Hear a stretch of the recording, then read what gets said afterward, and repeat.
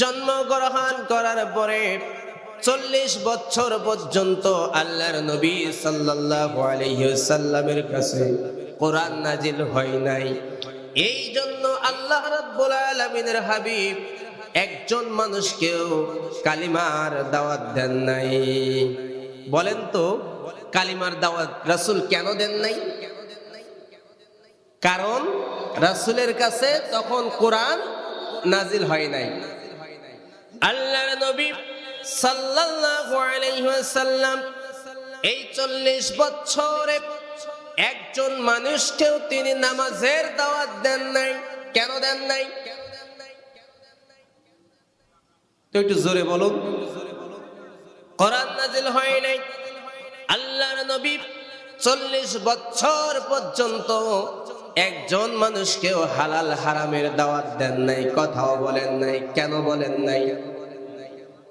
কোরআন নাজিল না হওয়ার কারণে এই 40 বছর পর্যন্ত নবী হালাল হারামের কথা বলেন নাই, কোরআনের দাওয়াত দেন নাই, নামাজের দাওয়াত দেন নাই, রোজার দাওয়াত দেন নাই, হজের দাওয়াত দেন নাই, এক কথায় কোরআনের দাওয়াত মানুষের কাছে দেন নাই।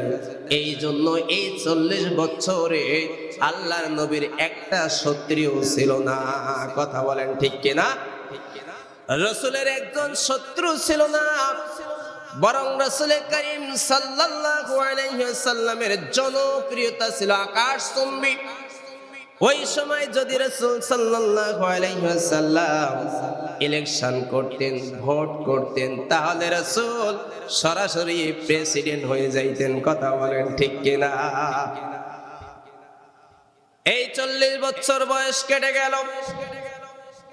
40 বছর 6 মাস বয়স যে সময় আল্লাহর নবীর হলো, হেরা পর্বতের গুহায় আল্লাহর নবীর কাছে সূরা আলাকের 5টি আয়াত নাজিল হলো। যাদের মুখস্থ রয়েছে আমার সাথে তেলাওয়াত করুন। ইকরা বিসমি রাব্বিকাল্লাযী খালাক খালাকাল ইনসানা মিন আলাক ইকরা ওয়া রাব্বুকাল আকরাম الذي علم بالقلم علم الإنسان ما لم يعلم। এইভাবে যে সময় আল্লাহর নবীর কাছে কোরআন নাজিল হলো, এবার আল্লাহর নবী দাওয়াত দেওয়া শুরু করলেন। ইয়া আইয়ুহান নাস কুলু লা ইলাহা ইল্লাল্লাহ তুফলিহুন। ও মক্কাবাসী, ও পৃথিবীবাসী, এক আল্লাহর ইবাদত করো, হুকুমদাতা আল্লাহকে মানো, রিজিক দাতা আল্লাহকে মানো, সৃষ্টিকর্তা আল্লাহকে মানো, সব বিষয়ে আমার আল্লাহ তাআলাকে রব মানো। এই দাওয়াত আল্লাহর নবী যখন দিলেন, যেই মানুষেরা আল্লাহর নবীকে আল আমিন বলতো, যেই সমাজের মানুষেরা আল্লাহর নবীকে সাদিক বলতো, সেই সমস্ত মানুষেরা কোরআনের দাওয়াত পাওয়ার সাথে সাথে রাসূলের গায়ে তারা আঘাত করেছিল। কথা বলেন ঠিক কিনা? আল্লাহর নবী কোরআনের দাওয়াত যখন দিলেন, এই কোরআনের দাওয়াত দেওয়ার অপরাধে নবীর গায়ে ওই সমস্ত মানুষেরা থুতু নিক্ষেপ করেছিল। এমন কোন অশ্রাব্য ভাষা নাই আল্লাহর নবীকে তারা বলে নাই। কেন? নবীর অপরাধ একটাই, নবী এখন তাদের কোরআনের দাওয়াত দেন। কথা বলেন ঠিক কিনা? এখান থেকে পরিষ্কার হয়ে গেল, যেই দল কোরআনের কথা বলবে তাদের উপর অপবাদ আসবে, তাদের উপর নির্যাতন আসবে, বাধা আসবে। যেই দাওয়াতের ভিতরে কোরআন থাকবে, যেই দলের ভিতরে কোরআন থাকবে, সেই দাওয়াত সেই দলের ভিতরে বাধা আসবে। আর যেই দাওয়াতের ভিতরে কোরআন থাকবে না, সেই দলের উপরে কোনো বাধা আসবে না। কথা বলেন ঠিক কিনা? আমার ভাইয়েরা, বাবারা, বন্ধুরা, এভাবে যে সময় আল্লাহর নবী এবার দাওয়াত দেওয়া শুরু করলেন, ওই মক্কার মানুষগুলো এখন বলা শুরু করলো, মুহাম্মদ এতদিন ছিল লাভের উপরে, এখন পড়ে গেছে লসের মধ্যে। মুহাম্মদ এতদিন কিসের ভিতরে ছিল? লাভের মধ্যে ছিল, আর এখন পড়ে গেছে লসের ভিতরে। আমার ভাইয়েরা, বাবারা, বন্ধুরা, এই লাভটা কি লাভ? LOVE, এই লাভ লয়াকার লাভ, ইংরেজি লাভ LOVE। এই লাভের তো এখন করুণ দশা। এই LOVE লাভের কারণে ঘরে ঘরে এখন জেনা ব্যভিচার ছড়িয়ে পড়েছে। কথা বলেন ঠিক কিনা? এই লাভের কারণে ভালোবাসার করুণ দশা। ছেলেগুলো গার্লস স্কুলের সামনে, কলেজের সামনে এতিমের মতো তাকায় থাকে, যেন তাদের মা বাবা কেউ নাই। কথা বলেন ঠিক কিনা? এই লাভ না, লয়াকার লাভ। এই যে লাভ তারা বললেন, আমার আল্লাহ তাআলা এই লাভ কোনটাকে লাভ বলে আর কোনটাকে ক্ষতি বলে ওরা আসলে জানতো না, ওরা জানতো না। ওদেরকে বোঝানোর জন্য আমার আল্লাহ সুবহানাহু ওয়া তাআলা একটি ছোট্ট সূরা নাজিল করলেন। সূরাটির নাম হলো সূরা আসর। এই 3 আয়াত বিশিষ্ট একটি সূরা নাজিল করে আল্লাহ তাআলা মানব জাতির জীবনের সংগঠিত সময়টুকুকে ব্যবসার সাথে তুলনা করেছেন। সুবহানাল্লাহ। আমার ভাইয়েরা, এখন আমাদের জানতে হবে, ব্যবসা করতে হলে লাভ লস তো তখনই হয় যখন ব্যবসা করা হয়, নাকি? তো ব্যবসা করতে গেলে দুইটা জিনিস লাগে, একটা হলো ব্যবসায়ী আর একটা হলো পুঁজি। এই দুইটা জিনিস ছাড়া কি ব্যবসা হয়? আপনার ব্যবসায়ী আছে কিন্তু পুঁজি নাই, ব্যবসা কি টিকবে ভাই? শুধু মুখে মুখে ব্যবসা থাকবে। আবার পুঁজি আছে কিন্তু ব্যবসায়ী নাই, ওই ব্যবসা কি টিকবে? আপনারা কি কথা বুঝতেছেন না রাগ করতেছেন? একটু তাহলে বলুন, ব্যবসা করতে গেলে কয়টা জিনিস লাগে? জোরে বলুন, কয়টা? আরো জোরে, কয়টা? 1 নাম্বার ব্যবসায়ী, 2 নাম্বার পুঁজি।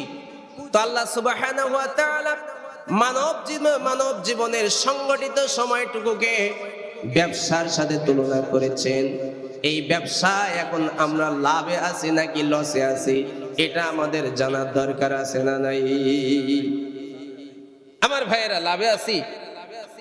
ব্যবসা লাভ তো তখনই হয় যখন মুনাফা, আপনার পুঁজি যাবে কম কিন্তু মুনাফা আসবে অনেক বেশি, তখনই সবাই সেটাকে ব্যবসা বলবে।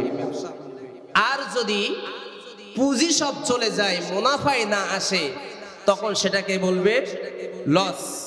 তো আজকের আলোচনাটা হবে লাভ লসের খতিয়ান। জোরে বলুন, কি? লাভ লসের খতিয়ান। আমরা সবাই ব্যবসায়ী, আমরা সবাই কি? ব্যবসায়ী। এখন আমরা দেখব, শুধু ব্যবসায়ী থাকলে হবে না, আমাদের তো পুঁজিও থাকা লাগবে। আমাদের পুঁজি আছে কি না এটা আমাদের জানার দরকার আছে না নাই? আমাদের পুঁজি আছে। এই পুঁজিটা কি? কয়েক লক্ষ টাকা নয়, আমাদের পুঁজিটা হলো আমাদের হায়াত। আমার ভাইয়েরা, হায়াত নামক পুঁজি আছে বলে পরিচালক সাহেব আজকে এখানে বসা রয়েছেন। এই পরিচালক সাহেবের যদি হায়াত নামক পুঁজি না থাকতো, তাহলে পরিচালক সাহেব হতেন একজন লাশ। আর লাশ কখনো মাহফিলের পরিচালনা করতে পারতো না। কথা বলেন ঠিক কিনা? আপনাকে আমাকে হায়াত নামক পুঁজি দান করেছেন কে? আর জোরে বলুন, কে? আমার আল্লাহকে অন্তরে অন্তঃস্থল থেকে একবার হৃদয় ভরা কণ্ঠে ডাক দিয়ে বলুন, আল্লাহ। ওই আল্লাহ রব্বুল আলামিন আপনাকে আমাকে হায়াত নামক পুঁজি দান করেছেন। এখন আমাদেরকে দেখতে হবে, আমরা ব্যবসায়ী হলাম আর আমাদেরকে আল্লাহ তাআলা এই হায়াত নামক পুঁজি দিয়েছে। দুইটা জিনিস আমাদের ভিতরে আছে। এখন আমাদের দেখতে হবে আমাদের ব্যবসাটা লাভে আছে নাকি লসে আছে। এই লাভ লসের খতিয়ান করে দিয়ে আল্লাহ সুবহানাহু ওয়া তাআলা সূরা আসরটা নাজিল করলেন। আমার আল্লাহ তাআলা ডাক দিয়ে বলেন, আমার সাথে সবাই তেলাওয়াত করুন, ওয়াল আসর। সবাই কিন্তু বলে নাই। বলুন তো, কোরআন পড়লে লাভ হয় না লস হয়?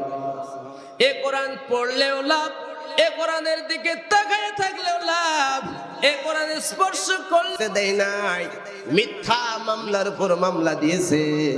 আবার এখন আমরা সময়ের ব্যবধানে দেখতেছি ওই সমস্ত পার্টি নেতাদের হারিকেন জ্বালিয়ে এখন খোঁজ পাওয়া যায় না। ঠিক কিনা বলেন না ভাই? সময়ের ব্যবধানে আমরা দেখেছি একটা পাতার বিড়ি যারা দিনে 3 বার টান দিত, সময়ের ব্যবধানে এমন নেতা হয়েছিল, তখন তারা ব্যানসন, গডলিপ এই সমস্ত দামি দামি সিগারেট ছাড়া খাইতো না। আবার সময়ের ব্যবধানে তাদের কোনো খোঁজ পাওয়া যায় না। আমার ভাইরা, বাবারা, বন্ধুরা, আল্লাহ রাব্বুল আলামিন সময়ের কসম করে যেই কথাটা সামনে বলবেন, বলুন তো সেই কথাটার গুরুত্ব কম না বেশি? আমার আল্লাহ সময়ের কসম করে বলতেছেন, ইন্নাল ইনসানা লাফি খুসর।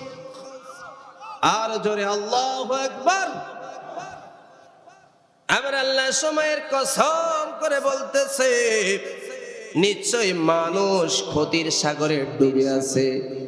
কোথায়? মানুষ ক্ষতির সাগরে ডুবে আছে। এই মানুষের ভিতরে আমি মাওলানা খলিলুর রহমান নুরানি আছি না নাই?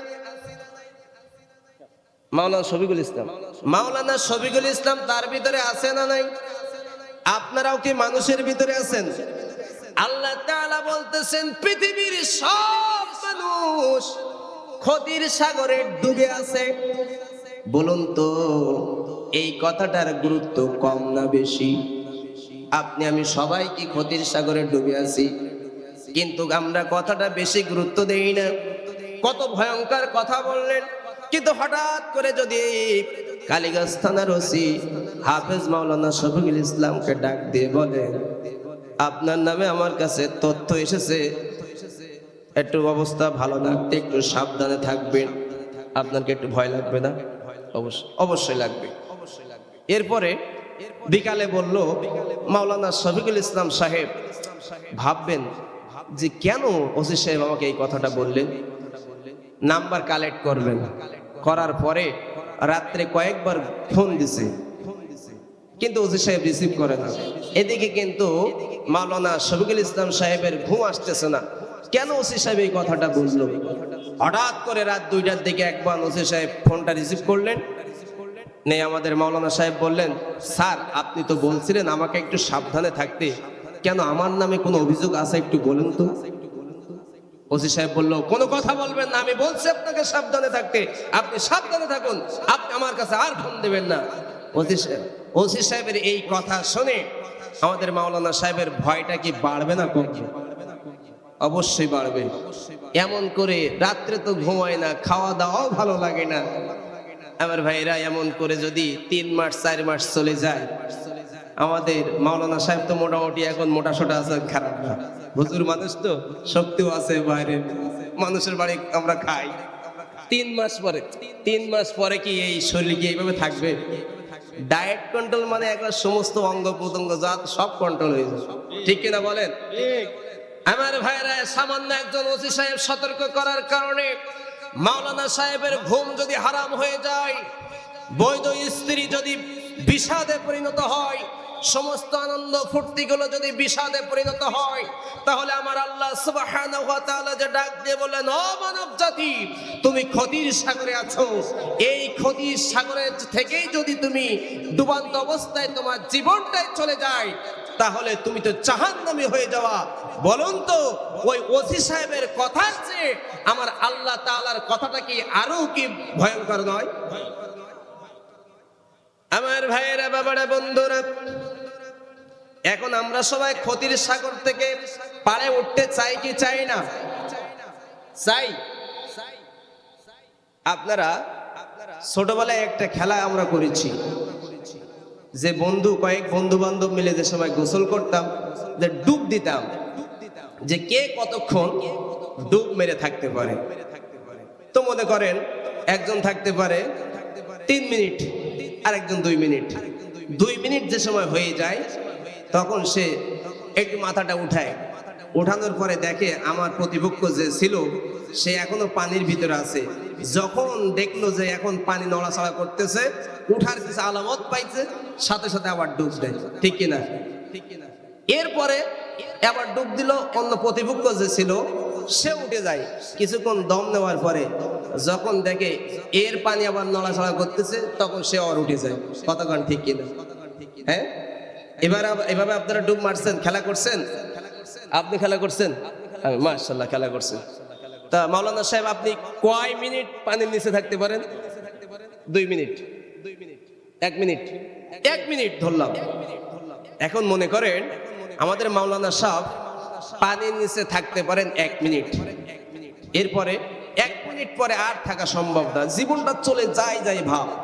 এমত অবস্থায় যদি মাওলানা সাহেব, যে পীরের মুরিদ, হ্যাঁ, সেই পীর সাহেব এসে যদি যার হাতে হাত দিতে পারলে, যার সাথে একবার মুসাফা করতে পারলে মাওলানা সাহেব নিজেকে ধন্য মনে করতেন, সেই পীর সাহেব এসে যদি ওই জীবনটা যে সময় চলে যায় ভাব, ওই সময়ে পানির নিচে এসে বলে, আসো মাওলানা সাহেব, তোমার সাথে একটু মুসাফা করি, তোমাকে এখন পানি থেকে ওঠা লাগবে না। তখন মাওলানা সাহেব, আপনি কি মুসাফা করবেন না পানি থেকে উঠবেন? পানি থেকে উঠে যাবেন। এরপরে যদি পীর সাহেব তো মোটাসোটা মানুষ, অধিকাংশ পীর সাহেব হয়, কারণ খাওয়া বেশি, যদি মাওলানা সাহেবকে জোর করে চেপে ধরে, বলে, না তোমাকে ওটা হবে না, তোমার সাথে আজকে আমি একটু মোলাকাত করব, তুমি এখন পানির নিচে থাকো। মাওলানা সাহেবের কিন্তু জীবন এখন চলে যাচ্ছে ভাব, জানটা বের হয়ে যাবে। এমন অবস্থায় আবার চেপে ধরবে যে সময় মাওলানা সাহেব, তখন আপনি কি করবেন ওটার জন্য? হ্যাঁ, সরাই দেবেন, ধাক্কা মারবেন, ধাক্কা হাত দিয়ে মারতেছেন কিন্তু সে ছাড়তেছে না, তখন আপনি কি করবেন? ঘুষি, অবশ্যই ঘুষি মারবেন, লাঠি মারবেন, প্রয়োজনে যা করা যায় তাই করবেন। তবু আপনাকে যতই পীর সাহেব আপনাকে চেপে ধরুক না কেন, ওই পীর সাহেবের মহব্বত আপনি করবেন না। আপনার জীবন বাঁচানোর জন্য, ওই পানির নিচ থেকে উপর উঠানোর জন্য সম্মানিত পীর সাহেবকে লাঠি মারবেন, ঘুষি মারবেন, প্রয়োজনে যা ইচ্ছা তাই করবেন। কথা বলেন, ঠিক কিনা? আমার ভাইয়েরা, আল্লাহ সুবহানাহু ওয়া তাআলা ডাক দিয়ে বললেন, ও দুনিয়ার মানুষ, তোমরা সবাই খদির সাগরে ডুবে আছো। এই খদির সাগরে ডুবন্ত অবস্থায় যদি আমাদের জীবনটাই শেষ হয়ে যায়, শুধুমাত্র আমাদের জীবন যাবে না, ঈমানও যাবে, ঈমানও যাবে। অথচ মাওলানা সাহেব শুধুমাত্র নিজের জীবন বাঁচানোর জন্য সম্মানিত পীর সাহেবকে ঘুষি মারল, লাথি মারল, আরো কতভাবে নির্যাতন করলো। বললেন, ওই সাগরের নিচে তুমি ডুবান্ত সাগরে রয়েছো, ডুবে আছো খদির সাগরে। এভাবে যদি ডুবে যায়, তাহলে আমাদের জীবনটা যদি শেষ হয়ে যায়, শুধুমাত্র জীবন যাবে না, সাথে সাথে ঈমানও যাবে। এখনো মুসলমান বলুন না, ওই খদির সাগর থেকে ওঠার জন্য, অর্থাৎ ঈমান রক্ষা করার জন্য আপনার পীর সাহেব যদি পথে বাধা হয়, আপনি কি পীরের কথা মানবেন? ওই খদির সাগর থেকে ওঠার জন্য আমি মাওলানা খলিলুর রহমানের বক্তব্য যদি বাধা হয়, আমার কথা শোনা যাবে। ওই খদির সাগর থেকে পাড়ে ওঠার জন্য আপনার নেতা যদি পথে বাধা হয়, তাহলে নেই সেই নেতাকে কি আপনি মানবেন? তাহলে কার কথা মানবেন? জোরে বলুন, কার কথা? ঈমান রক্ষা করার জন্য মাওলানা সাহেবকে মানা যাবে না, ওই নেতাকে মানা যাবে না, পীর সাহেবকে মানা যাবে না। আমার আল্লাহ তাআলা কত রহমান, কত দয়ালু, শুধুমাত্র আমাদেরকে ওই খদির সাগরে ডুবাইয়া দিয়ে সূরাটা শেষ করে দেন নাই। ওই খদির সাগর থেকে কিভাবে তুমি পারে উঠতে পারবা, তার একটা ফর্মুলা দিয়ে দিয়েছেন একজন, তিনি কে? জোরে বলুন, তিনি কে? তাহলে ওই খদির সাগর থেকে পারে উঠতে হলে আমি মাওলানা খলিলুর রহমান নুরানির ফর্মুলায় উঠা যাবে না, মাওলানা শফিকুল ইসলামের ফর্মুলায় উঠা যাবে না, পীর সাহেবের ফর্মুলায় উঠা যাবে না, নেতার ফর্মুলায় উঠা যাবে না। কার ফর্মুলায় উঠা যাবে? আমার আল্লাহ তাআলা ওই ক্ষতির সাগর থেকে পাড়ে ওঠার জন্য 4টি ফর্মুলার কথা বলে দিয়েছেন। জোরে কোন কয়টি?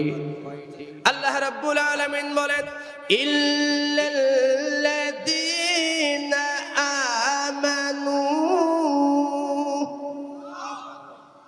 4টা গুণ লাগবে ক্ষতির সাগর থেকে পাড়ে উঠতে হলে। এর ভিতরে 1 নাম্বার হলো ঈমান। যেরকম কি যাদের ঈমান নাই তারা কি ক্ষতির সাগরে ডুবে যাবে না, পাড়ে উঠতে পারবে? আপনারা কথা বুঝতেছেন? 2 নাম্বার হলো ওয়াআমিলুস সালিহাত, আমলে সালেহ করা লাগবে, ভালো কাজ করা লাগবে। 3 নাম্বার হলো ওয়াতাওয়াসাউ বিল হক, পরস্পর মানুষদেরকে সত্যের দিকে আহ্বান করতে হবে। 4 নাম্বার ফর্মুলা হলো ওয়াতাওয়াসাউ বিস সাবর, মানুষদেরকে ধৈর্যের দিকে আহ্বান করতে হবে। এই ফর্মুলা দিয়েছেন কে? আমার ভাইয়েরা, এই 4টি ফর্মুলার অবশ্যই আমাদের এই গুণে গুণান্বিত হতেই হবে, একটাও বাদ দেওয়া যাবে না। ইল্লা শব্দের অর্থ ব্যতীত। সাধারণ মূলনীতি এবং ব্যতিক্রম 2টার ভিতরে ভিন্ন হয়। সাধারণ মূলনীতি সংখ্যা অনেক বেশি হয়, আর ব্যতিক্রম সব সময় কম হয়। মনে করেন মাওলানা সাহেব আপনাদের সবাইকে একটু দাওয়াত করলেন, মেজবানের ব্যবস্থা করলেন। এখন দাওয়াত করার পরে তিনি যে সময় খাবার পরিবেশন করবেন, তখন তার বড় ছোট ভাইকে বলতেছেন, আপনার ভাইয়ের নাম কি? রফিকুল ইসলাম, দেখো তো সবাই আসছে কিনা। রফিকুল ইসলাম বলল, ভাইজান সবাই তো আসছে, শুধুমাত্র 3 জন ব্যতীত। তাহলে বলুন, সবাই সাধারণ মূলনীতি বেশি সংখ্যক হয় নাকি ব্যতীত বেশি হয়? সাধারণ মূলনীতি বেশি সংখ্যক হয়। আমার ভাইয়েরা, এই আল্লাহ তাআলা যে আমাদেরকে ডুবান্ত ওই ক্ষতির সাগর থেকে পাড়ে ওঠার ফর্মুলা দিলেন, আল্লাহ তাআলা ইল্লা দিয়ে শুরু করে বুঝাইলেন অসংখ্য মানুষ পৃথিবীতে থাকবে, কিন্তু সবাই ক্ষতির সাগর থেকে উঠতে পারবে না। এখানে আমি দিলাম ব্যতিক্রম, সাধারণ মূলনীতি নয়, অল্প সংখ্যক মানুষ যারা ঈমানদার হবে, এই 4টি গুণের অধিকারী হয়ে যারা আল্লাহর জান্নাতে প্রবেশ করবে। জোরে কন্না সুবহানাল্লাহ। এরপরে আবার আল্লাহ তাআলা বললেন, আমানু ওয়া আমিলুস সালিহাত ওয়া তাওয়াসাউ বিল হক ওয়া তাওয়াসাউ বিস সবর। সবগুলো ওয়া ব্যবহার করলেন। ওয়া শব্দের এবং অর্থ হলো এবং এবং এবং। তার মানে মাওলানা সাহেব ওখান থেকে 3 জনকে ডাক দিলেন, তুমি তুমি তুমি তুমি, এই 3-4 জন আমার কাছে আসো। তাহলে বোঝা গেল 4 জনকে আসতে হবে।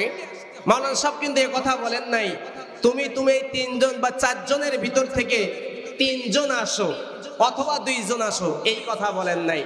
অর্থাৎ আমার আল্লাহ তাআলা আও শব্দ ব্যবহার করেন নাই, সব জায়গায় ওয়া বলেছেন। তার মানে এই 4টি গুণের অধিকারী থেকে একটা গুণ যদি আপনার ভিতরে না থাকে, তাহলে আপনি ক্ষতির সাগরে ডুবেই যাবেন, আপনি ক্ষতির সাগর থেকে উপরে উঠতে পারবেন না। আমার ভাইয়েরা, বলুন তো এখন ক্ষতির সাগর থেকে পাড়ে উঠতে হলে কয়টি গুণের অধিকারী হতে হবে? আপনারা কথা বলেন না কেন? কষ্ট হচ্ছে? আরো জোরে বলেন, কয়টি? এই পাশে কিন্তু আমার ভাবিরা চাচিরা আওয়াজ শুনতেছে, তাদের মেজাজটা এমন খারাপ হচ্ছে। আরে এত সুন্দর করে এই যে কি মশলা, রাঁধুনি মশলা দিয়ে গরুর গোশত রান্না করে আমার স্বামীকে খাওয়াইলাম, কিন্তু কোরআনের মাহফিলে বসে এই কণ্ঠটা একটু জোরে আল্লাহর নামটা বলতে যে কার্পণ্য করতেছে কেন? আমার রান্না কি ভালো হয় নাই? ভাবিরা কিন্তু রাগ করবে আপনাদের উপর। আপনারা রাগ করতেছেন? জোরে বলুন না। ওই খাদির সাগর থেকে পাড়ে উঠতে হলে কয়টি ফর্মুলা লাগবে? কয়টি গুণের অধিকারী হতে হবে? একটু কি বাদ দেওয়া যাবে? 1 নাম্বার হলো ইল্লাল্লাযীনা আমানু, আপনাকে আমাকে ঈমানদার হতে হবে। কি হতে হবে? ঈমানদার হতে হলে সাতটি বিষয়ের উপর আমাদেরকে ঈমান আনতে হয়।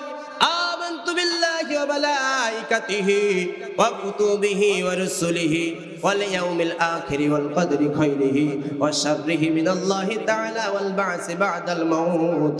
এক নাম্বার হলো আল্লাহর প্রতি ঈমান, দুই নাম্বার হলো ফেরেশতাদের প্রতি ঈমান, তিন নাম্বার হলো আসমানি কিতাবের প্রতি ঈমান, চার নাম্বার হলো নবী রাসূলগণের উপর ঈমান, পাঁচ নাম্বার হলো পরকালের প্রতি ঈমান, ছয় নাম্বার হলো তাকদীরের উপর ঈমান, আর সাত নাম্বার হলো পুনরুত্থানের প্রতি ঈমান। বলুন তো আমাদের ঈমানদার হতে হলে এই সাতটি বিষয়ের উপর আমাদের ঈমান আছে না নাই? আছে। আমানতু বিল্লাহ, এক নাম্বার হলো আল্লাহর প্রতি ঈমান। বলুন তো আমাদের আল্লাহর প্রতি ঈমান আছে না নাই? আল্লাহর প্রতি আমাদের বিশ্বাস আছে না নাই? আছে। আমানতু বিল্লাহ, আমি আল্লাহর প্রতি ঈমান এনেছি, আপনারাও কি এনেছেন? আল্লাহর প্রতি আপনারা ঈমান এখন এনেছেন নাকি আরো অনেক আগে এনেছেন? জড়িত, জোরে কোন কয়টি? আরো জোরে কয়টি?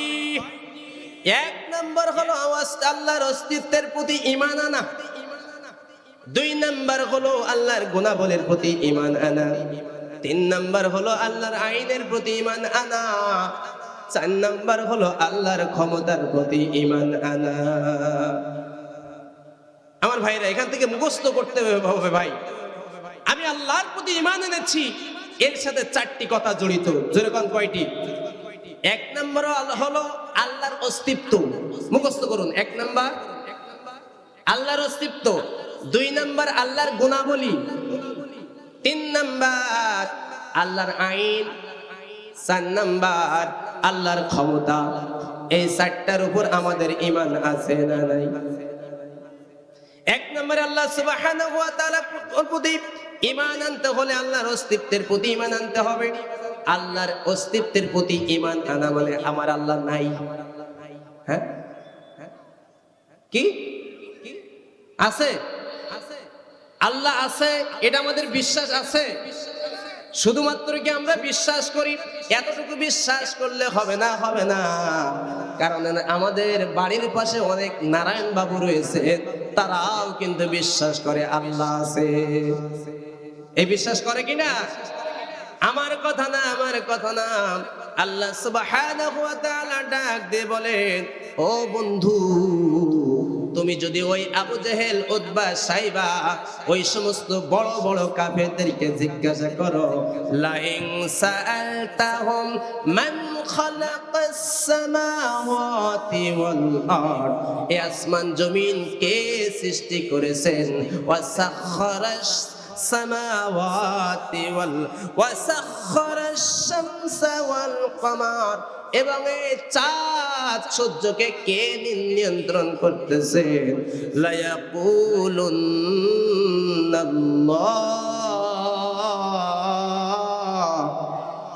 রিজিকের দায়িত্ব নিয়েছেন আল্লাহ। শুধুমাত্র রিজিকের জন্য আমাদের চেষ্টা করতে হবে, এত চিন্তা করা যাবে না, প্রেশানি করা যাবে না। ওই রিজিকের পিছনে বেশি দৌড়ায় না, দৌড়ায় যদি আপনি রিজিকের মালিকের পিছনে আমি দৌড়াইতে পারি, বলুন না রিজিকের ব্যবস্থা করে দেবেন কে? এই জন্য আমাদের ভাই, আমার ভাইয়েরা, আপনাকে আমাকে আল্লাহর গুণাবলীর প্রতি ঈমান আনতে হবে।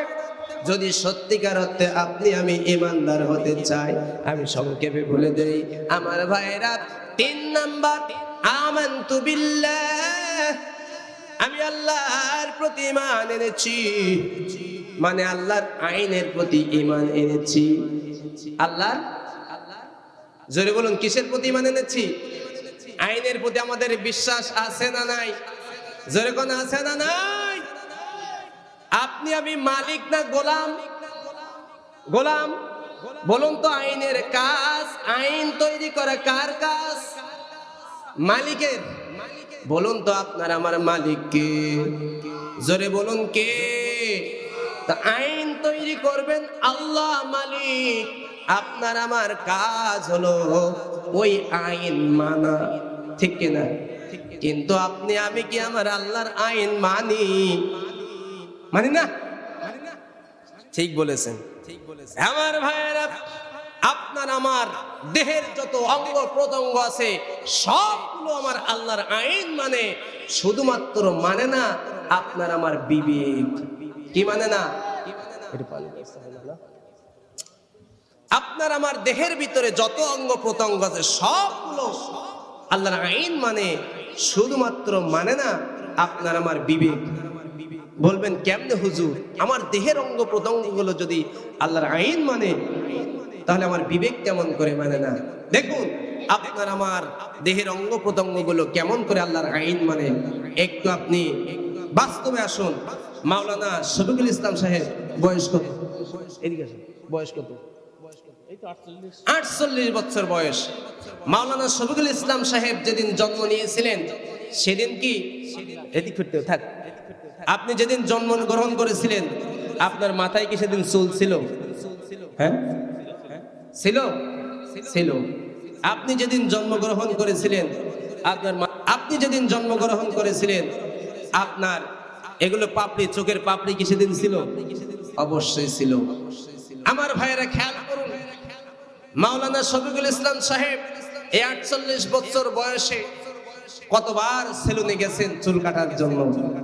কোনো হিসাব আছে? হিসাব নাই। মাথার চুলের বয়স 48 বছর, পাপড়ির বয়স 48 বছর, ভুরুর বয়স 48 বছর, কিন্তু কতবার চুল কাটার জন্য আপনি সেলুনে গেছেন কোনো হিসাব নাই। কিন্তু মাওলানা সাহেব আপনি কি একবারের জন্য কি আপনার চোখের পাপড়ি আর ভুরু কাটার জন্য সেলুনে গেছেন? বয়স তো একই। তার মানে এখানে একজন কন্ট্রোলার রয়েছেন, একজন আইনদাতা রয়েছেন। ওই আল্লাহ তাআলা আইন করে দিয়েছে, হুকুম করে দিয়েছে, ও মাথার চুল তুই বড় হ।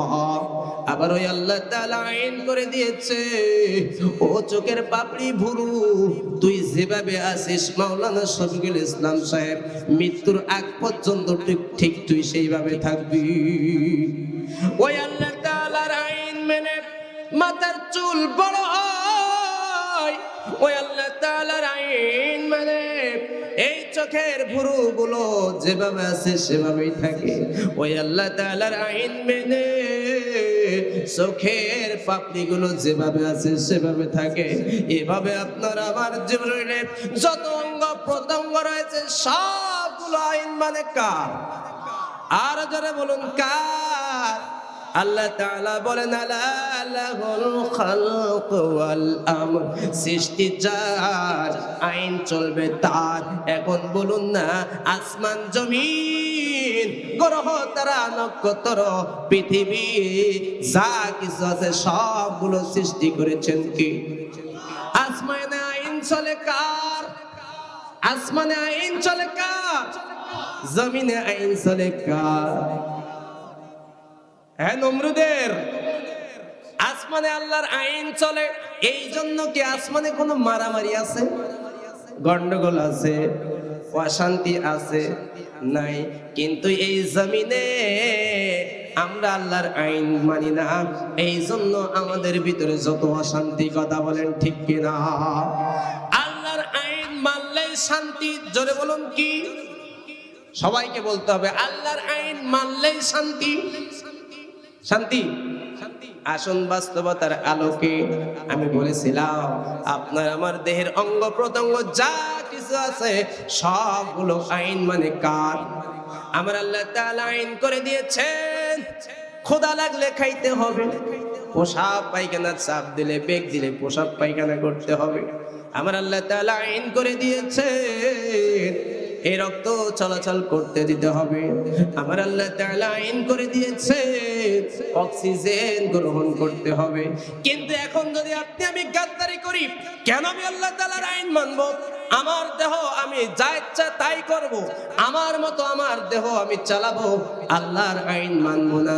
এই বলে যদি ক্ষুধা লাগে আপনি আমি খাওয়া বন্ধ করে দেই, আমি যদি আল্লাহর আইন না মেনে নিজের আইন মানতে যাই, অক্সিজেন বন্ধ করে দেই, রক্ত চলাচল বন্ধ করে দেই, আমি আল্লাহর প্রতি ঈমান এনেছি, মানে আল্লাহর অস্তিত্বের প্রতি ঈমান এনেছি।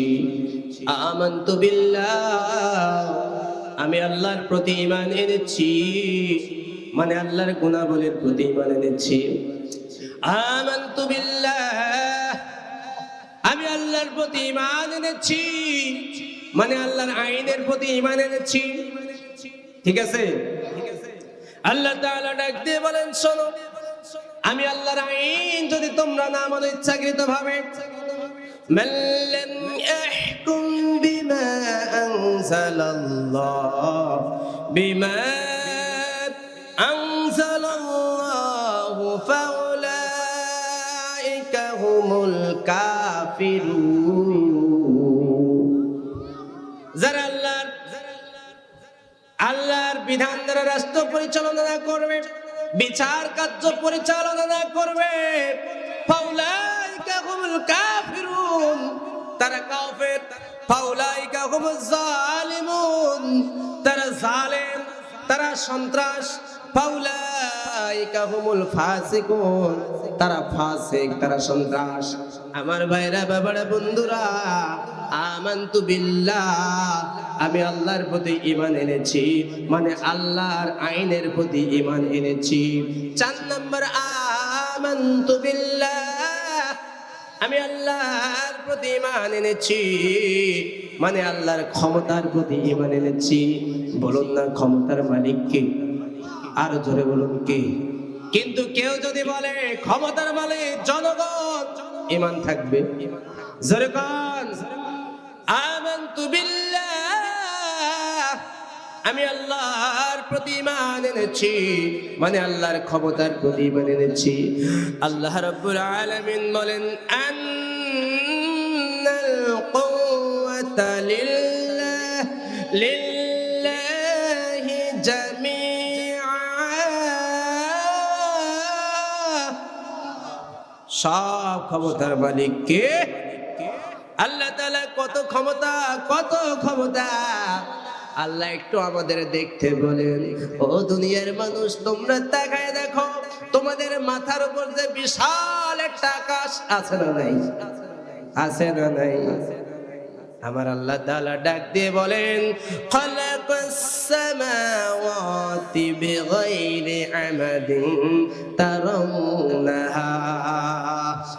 দুনিয়ার মানুষ, বিশাল আকাশ তোমরা দেখতেছো, কিন্তু কোন খুঁটি আছে? খুঁটি ছাড়া আকাশ আছে, যেটা তোমরা চর্মচক্ষুতে দেখতেছো। আমার ভাইরা, আজকের এই জিরনগাছার যুবক ভাইরা মাহফিলের আয়োজন করার জন্য একটি স্টেজ তৈরি করেছেন।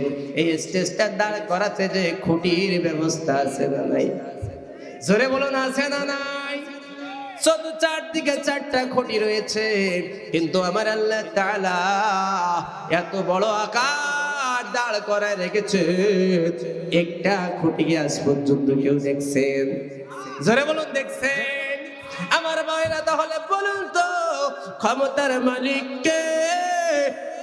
এই যে রনগাছার যুবকেরা মিলে যদি সবাই মিলে একটি ঘর নির্মাণ করতে চায় এবং বলে আমরা ছাদ দেব কিন্তু খুঁটি দেব না, দেয়াল দিব না, পারবে? জোরে বলুন, পারবে? তাহলে ও যুবক, কেন বোঝো না? কেন বোঝো না? ক্ষমতার মালিক হলেন আমার আল্লাহ। কিন্তু আমরা বড় নিজেকে বড় ক্ষমতাবান মনে করি। কি মনে করি? জোরে বলো। নিজেকে বড় ক্ষমতাবান মনে করি। এই জন্য 25, 30, 35, 40 বছর বয়সে বড়দের সম্মান করতে চাই না, ছোটদের স্নেহ করতে চাই না, কারণ এখন থাকে শরীরে একটু শক্তি, ঠিক না? কিন্তু যুবক রে, দিনে যদি 15, 20 বার, 25 বার টয়লেটের সাথে একটু মহাব্বত হয়ে যায়, যদি বারবার যাওয়া আসা লাগে, বলুন কি আর শক্তি থাকে? জোরে বলুন না ভাই, থাকে? তাহলে কিসের এত বাহাদুরি করো যুবক? কয়েকবার পায়খানায় গেলে তোমার কোনো ক্ষমতা থাকে না, তুমি হলে দুর্বল। দুর্বল বলতেছেন কি? খুলিকাল ইনসানু দাঈফা।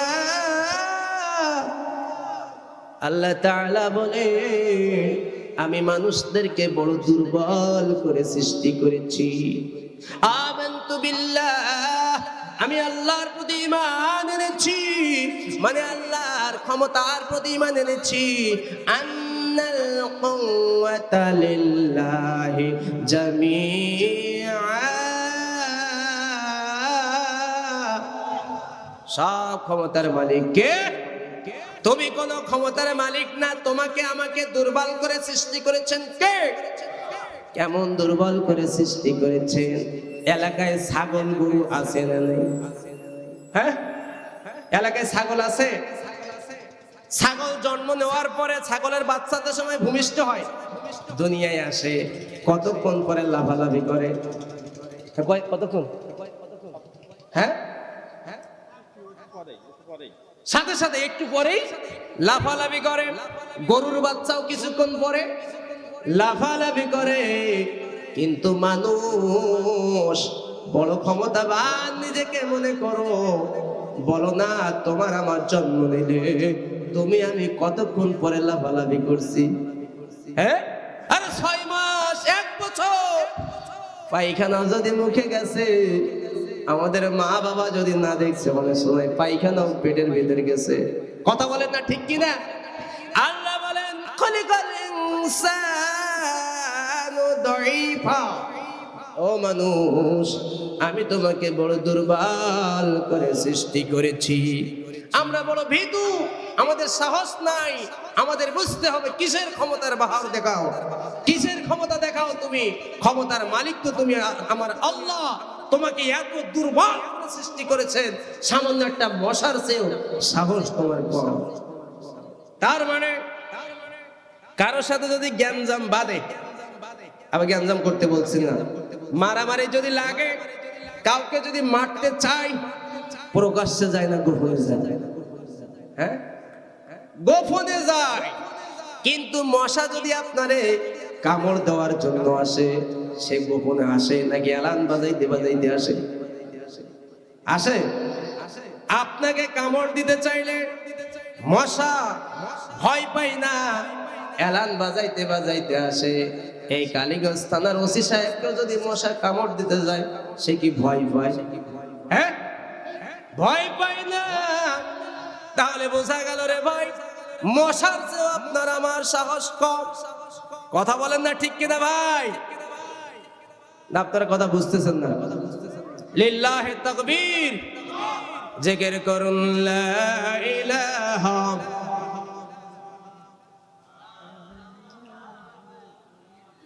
আমানতু বিল্লাহ, আমি আল্লাহ তাআলার প্রতি ঈমান এনেছি, মানে আল্লাহর ক্ষমতার প্রতি ঈমান এনেছি।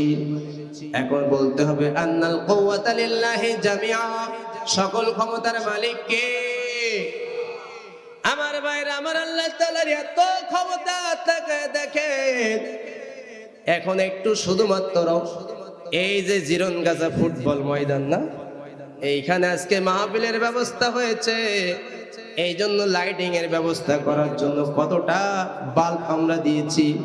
এরপরেও কি দুপুর 12টার মতো সব জায়গায় আলোকিত হয়েছে? হয়েছে? জিরনগাছার সব মানুষ যদি চেষ্টা করে রাত 12টার সময় এই জিরনগাছা বর্তমান যে ওয়ার্ডে আমরা মাহফিল করতেছি, এই ওয়ার্ডটা সব জায়গায় আলোকিত করবে।